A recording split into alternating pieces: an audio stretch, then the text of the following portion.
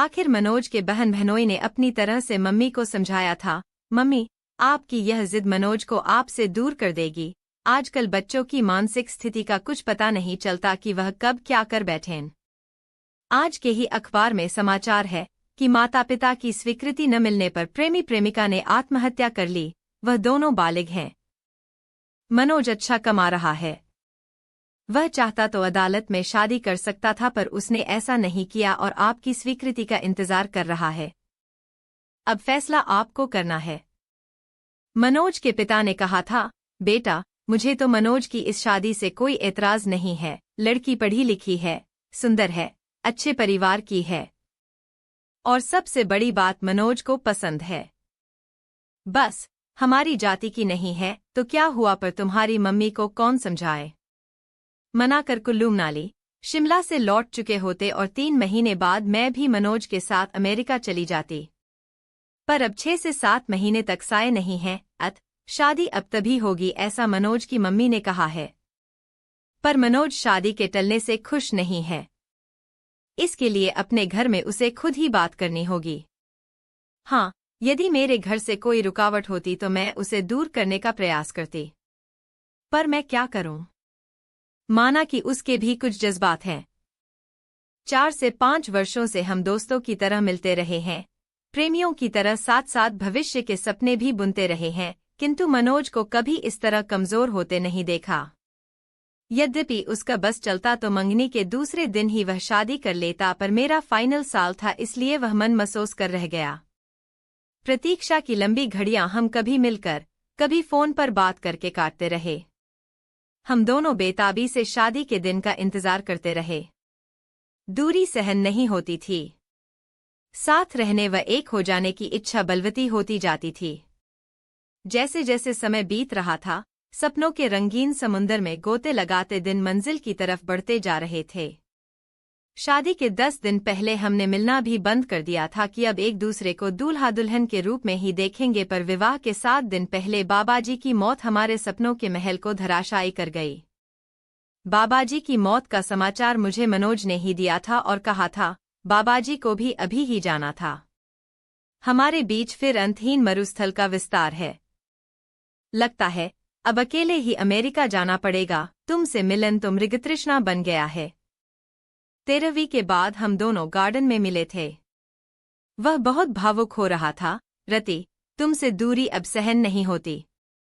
मन करता है तुम्हें लेकर अनजान जगह पर उड़ जाऊं, जहां हमारे बीच न समाज हो, न परंपराएं हों, न ये रीति रिवाज हों।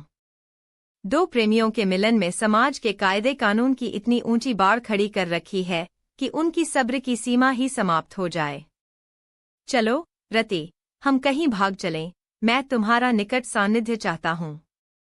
इतना बड़ा शहर है, चलो किसी होटल में कुछ घंटे साथ बिताते हैं।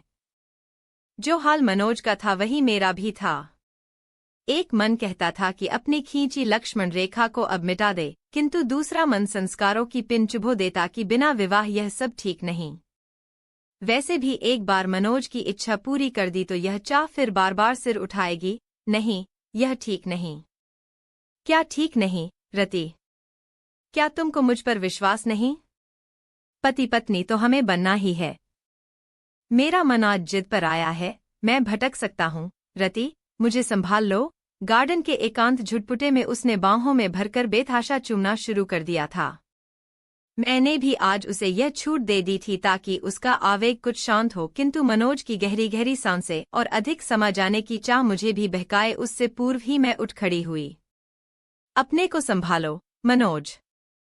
यह भी कोई जगह है बहकने की? मैं भी कोई पत्थर नहीं, इंसान हूं। कुछ दिन अपने को और संभालो।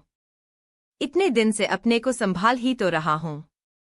जो तुम चाह रहे हो वह हमारी समस्या का समाधान तो नहीं है। स्थायी समाधान के लिए अब हाथ पैर मारने होंगे। चलो, बहुत जोर से भूख लगी है। एक गर्मागर्म कॉफी के साथ कुछ खिला दो, फिर इस बारे में कुछ मिलकर सोचते हैं।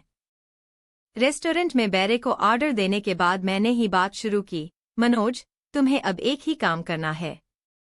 किसी तरह अपने माता पिता को जल्दी शादी के लिए तैयार करना है, जो बहुत मुश्किल नहीं।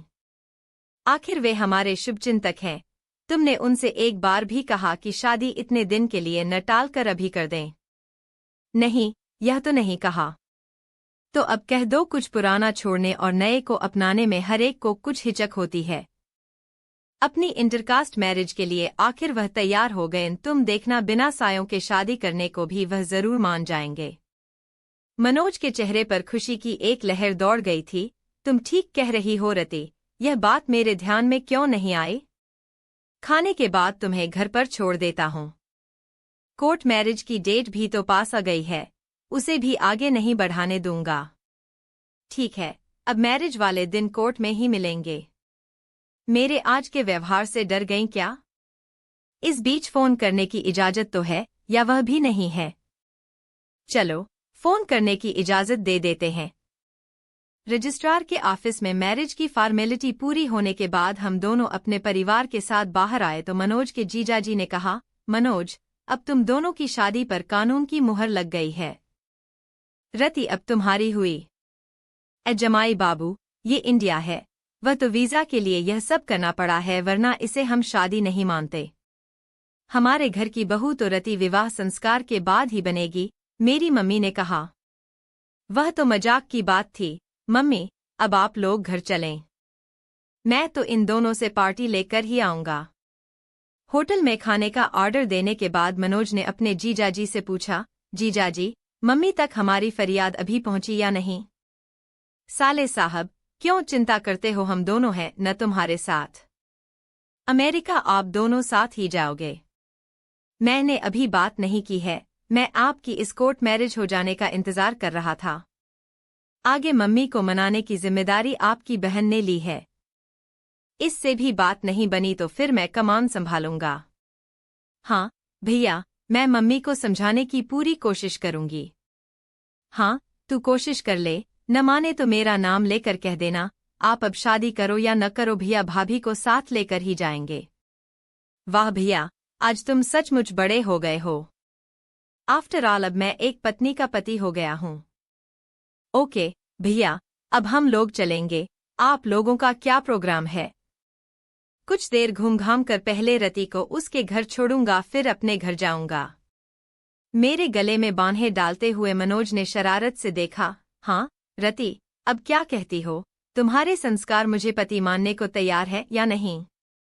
आंखें नचाते हुए मैं चहकी, अब तुम 90% मेरे पति हो, यानी 10% की अब भी कमी रह गई है, अभी और इंतजार करना पड़ेगा।